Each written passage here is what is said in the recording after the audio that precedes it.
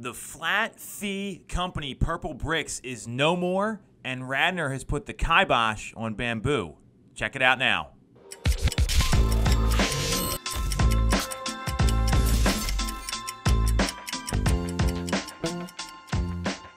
I'm Tom Toole. She's Jess Lion. It's July 2019. We've got some exciting developments to talk about today, both locally and in the real estate world.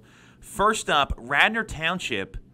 The Board of Commissioners voted 4-2 to ban any new bamboo plantings in the township. This is not the first municipality to do this. Jess, what do you think about the bamboo ban? Yeah, I think that fining someone $500 for planting new bamboo is ridiculous. Obviously, old bamboo is grandfathered in.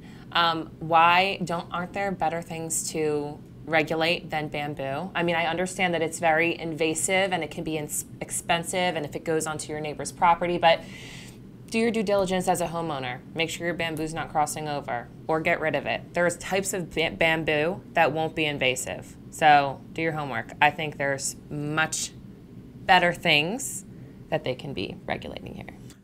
So trees on a neighbor's property can be a big problem for a lot of homeowners. We had in the nor'easter that happened last year, there was a neighbor of ours who had an old dead tree she did not take down. It knocked out power for 5 days for the entire neighborhood.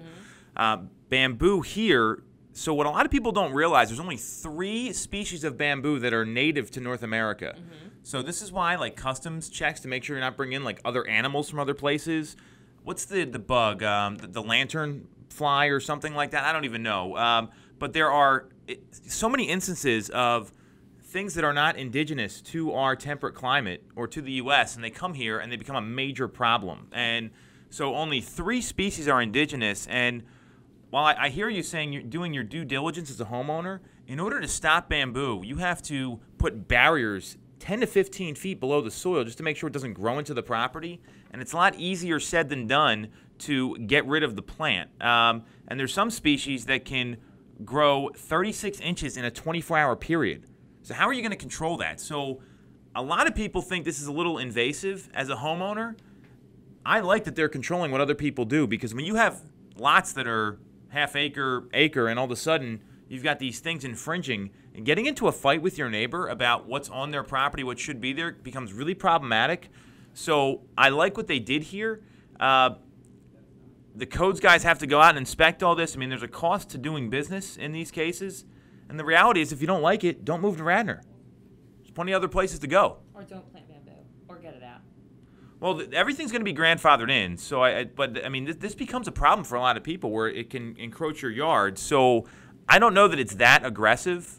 I like the ordinance because I know if I had some neighbor next to me and their stuff was growing onto my yard, I mean, knocking fences over and ruining my home, I would be ticked off. So, yeah, some people think it's a little over the top.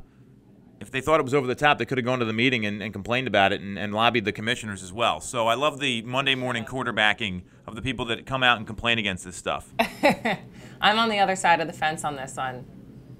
So we know that if you're looking to get rid of bamboo plants, just plant it on Jess's property and she can let her home, I'll love home it. house It looks get really overrun. nice, very tranquil. I'll maintain it. Until you realize what it's like. So next topic. Purple Bricks announced last week that they are shutting down all U.S. operations. This is a flat fee brokerage that launched about 2 years ago, and there was a lot of fanfare, and they had really high earnings in their first couple months.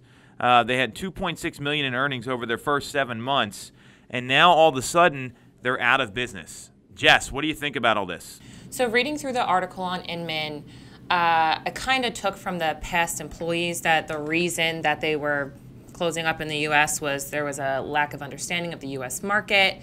They were bringing in employees from the U.K., so I guess there was like a lack of trust from within. So those are the reasons that the past employees were saying in the article. But when I went and looked at reviews from Purple Bricks and the past clients of Purple Bricks, I mean, it's all over that they stopped hearing from the agent after they signed the contract. They didn't have open houses or showings in the last like 3 months or 100+ days that they were on the market. So they weren't really getting what they paid for. I mean, you're paying a flat fee. That is such a tongue twister. But I'm not surprised. If you look at the history of discount brokerages, they come, they get hot, and they fail as a business. Not as a concept because they keep coming back, as a business because they don't have the infrastructure to run effectively and generate a profit. I know what it takes to list a home. It's a lot more than what these people charge in a lot of cases when it comes to the right photography, the right marketing launch, all the things that sellers want when they think they can. And this is, history teaches lessons when it comes to this. For sure. Assist to sell, where are they? They were all the rage in 2004, 2005, 2006. Now they're out of business. What was it? Offerpad.com. I mean, these are local ones. There are so many examples of these companies failing where they come in, they think it's going to be easy, and it's not lack of understanding in the U.S. market, it's lack of delivering what they promised, because a lot of these people are either on salary or they just simply don't care, or they don't know what they're doing because they're so green. And all in all, this is not a surprise to me. This is what happens to every discount brokerage over time. They get hot, they do a bunch of deals, then they can't keep up with it because they're not built to handle a certain amount of transactions. I mean, individually, one person can probably handle between 40 to 50 transactions with no support staff. So when you're running a skeleton operation based on revenue and you have one person trying to do it all, it's not going to work. I mean, this is documented and proven over time, and I gave you a couple case studies there. So, Eric Eckhart, the former CEO, they said they spent inefficiently. He left the company in February. So anytime the CEO leaves of this hot company, usually the writing's on the wall. Yeah. So this is not a surprise to me. Me neither. And the people I'm most happy for is the consumer that were thinking about using them, because now they won't get a raw deal and have their sale mishandled. Yeah, and you read through the reviews and everything, and most of them are like, and we hired a realtor now, and it's been going great. And I just don't really see you pay them this money up front. You really don't see the incentive. You already paid them. What's the incentive for them to go out and pay your house? We don't get paid. We don't get our bread and butter until your house sells at the end of the day. So I don't see how it makes sense. They don't have the same skin in the game. It's that simple. No. So see you later, Purple Bricks. Bye.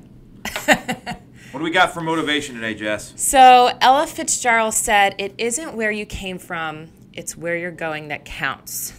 A bunch of other people have said it as well, but it spoke to me today because I was listening to the Dave Ramsey podcast, and that's what they use too.